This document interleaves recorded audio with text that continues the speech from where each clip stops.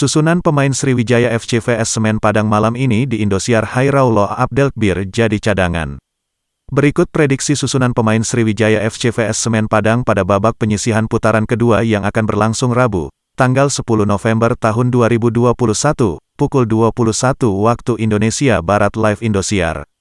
Head coach Sriwijaya FC Nil Maizar tetap bertekad untuk menyapu bersih kemenangan setiap laga dengan tidak memberi kendor kepada lawan-lawannya. Sriwijaya FC Nil Maizar diperkirakan bakal memasang formasi 4-3-3.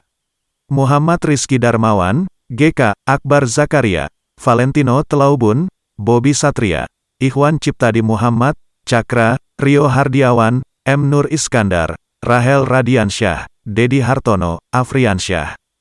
Sementara head coach Semen Padang Hendry Susilo diperkirakan akan memasang formasi 3-5-2.